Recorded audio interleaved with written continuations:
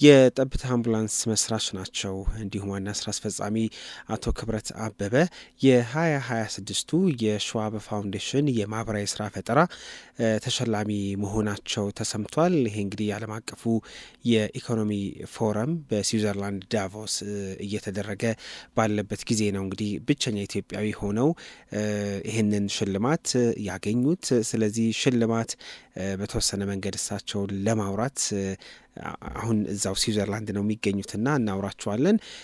በነገራችን ላይ ይህ ዓለም አቀፍ እውቅና ማህበራዊ ችግሮችን በስራ ፈጠራ ሀሳቦች ለሚፈቱ ውጤታማ የተቋማት መሪዎች የሸዋብ ፋውንዴሽን ከዓለም የኢኮኖሚ ፎረም ጋር በመተባበር የሚሰጥ ትልቅ ሽልማት ነው እና አቶ ክብረት እንዳልነው በዚህ ዓመት ከተመረጡ 21 ዓለም አቀፍ መሪዎች መካከል አንዱ ሆነው በመድረኩም ብቸኛው ኢትዮጵያ ተሸላሚ መሆን ችለዋልና ይሄ ለሀገራችን የፈጠራ አቅም በዓለም አደባባይ እንዲመሰከርም ምክንያት የሆነ ትልቅ ጉዳይ ስለሆነ እናወራቸዋለን። አግኝተናቸዋል እያሉን ነው ስቱዲዮ ያሉ ባለሙያዎች።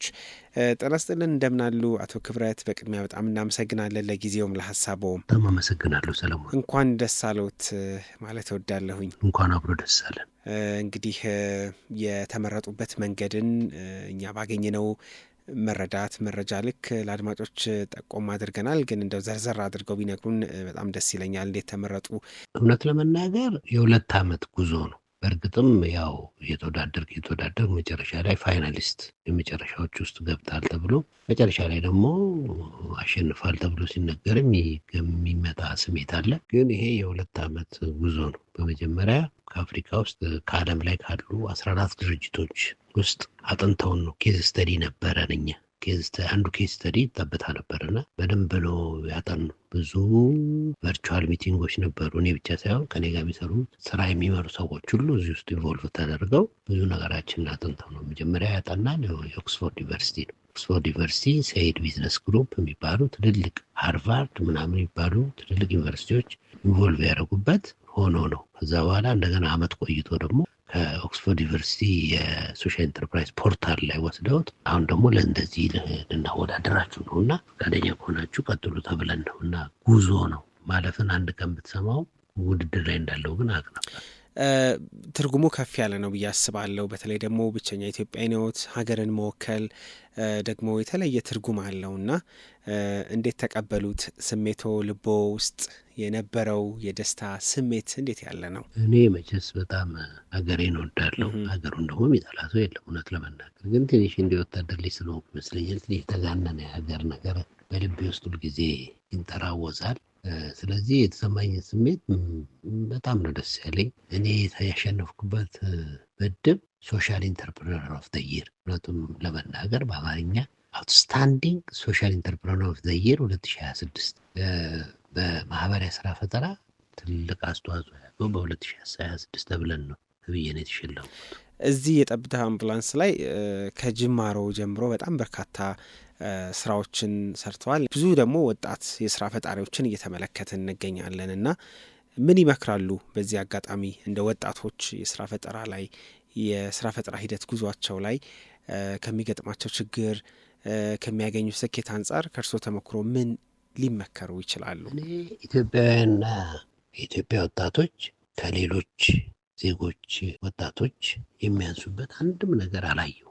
ይህን እንግዲህ ከሩቅ ያለ ሰው ብዙ ነገር ሊል ይችላል። እኔ ግን ከወጣቶች ጋር ነው በስራ ፈጠራው ዘርፍ በየቀኑ በሚባል ደረጃ እገናኛለሁ። አብረውኝ የሚሰሩ አሉ። እውነቱን ለመናገር በርከት ያለው ጊዜን ወጣቶችን በማነጽ ላይ እና ተስፋ ያላቸው ወጣቶች እንዲሆኑ ለማድረግ ሞክራለሁ ያቅሜ። ስለዚህ በዚህ ውስጥ የተረዳሁት ነገር የኢትዮጵያ ወጣቶች ከየትኛውም የዓለም ወጣቶች ብዙ ነገር ከተመቻቸላቸው ወጣቶች አያንሱ። በህይወት ውስጥ የተፈጠሩበትን ምክንያት ማወቅ፣ ስራን አለመናቅ፣ ስራን ማክበር፣ ሰዎችን ማክበር፣ ሀገርን መውደድ፣ እነዚህ መሰረታዊ የሆኑ ማንነቶች ማይንድ ሴቶች ካሉት አንድ ሰው የጊዜ ጉዳይ ነው ሰክሰስፉል ለመሆን። ለእኔ ደግሞ መሸለም አይደለም ሰክሰስ።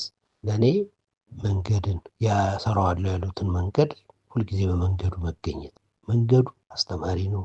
መንገዱ ወደ ድል አድራሽ ነው። መንገዱን ጠልቶ ድልን ወዶ አይሆንም። ስለዚህ እኔ በጣም ባልዳበረ ሁኔታ ውስጥ ይህን ነገር ሰራለሁ ብዬ ተነስቼ አሁንም ሰክሰስፉል ነኝ ብዬ በሰው ፊት ላይ መናገር የምችለው ስለተሸለምኩ አይደለም።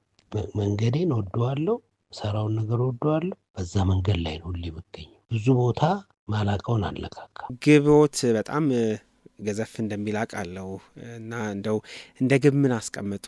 ጠብታ አምቡላንስም በሌሎች በሕክምና ዘርፍ ላይም ተጨማሪ ስራዎችን ለመስራት እንደሚያስቡ እንዲሁ ሰምቻለሁ እና እንደው ስለ ግቦት ስለ እቅዶት ደግሞ በተወሰነ ቢነግሩን። ቴሌቪዥን መኖር አልችልም። ቀኑ በጣም ነው የሚረዝምብኝ። ስለዚህ እኔ በተሰጠኝ መክሊት ውስጥ እስከ መሞት በፊት ማደርጋቸው መፈልጋቸው ነው የዚችን በጣም ውብና እጅግ ሀብታም የወደፊት ተጣፍ ክፍሏ ከእግዚአብሔር ቀጥሎ በታታሪ ዜጎቿ እጅ ያለን ሀገር ድንገተኛ የህክምና አገልግሎት የመለወጥ የህክምና ሲስተሙን ኢንፍሉዌንስ የማድረግ የአየር አምቡላንስ ጨምሮ ወርልድ ክላስ የሆኑ የስልጠና ማዕከላትን የማኑፋክቸሪንግ የኢምፖርት ብዙ ነገር ፎከስ አድርጌ የድንገተኛ ህክምና አገልግሎቱን ለመለወጥ ከኔ ቀጥሎ ለሚመጣው ጄኔሬሽን ጥሩ የማህበራዊ ስራ ፈጠራ ህግ ወጥቶ እኔ የተሰቃየሁትን ስቃይ ከኔ በኋላ የሚመጡት የኛ ልጆች እንዳይሰቃዩ መንገዱን እየጠረኩ ነው ያለሁት። በሱ ላይ ያለውን ነገር እንደ ማህበራዊ ስራ ፈጠራ ፕሬዚዳንት የኢትዮጵያ አጥብቄ እሰራለሁ። የህክምና ሴክተሩን ለመለወጥ ደግሞ አጥብቄ እሰራለሁ። እሺ፣ በጣም እናመሰግናለን አቶ ክብረት። በድጋሚ እንኳን ደስ አለው ማለት እወዳለሁኝ። እኔም ስለሰጣችሁኝ እድል በጣም አመሰግናለሁ ሰለሞን። ከኔ ጋር አብረው ለሰሩ ከኔ ጋር ቀንና ሌሊት የሚደክሙ አብረኝ የሚሰሩ ሰራተኞች አሉኝ። ሁሉንም አመሰግናለሁ። እግዚአብሔር ይስጥልኝ።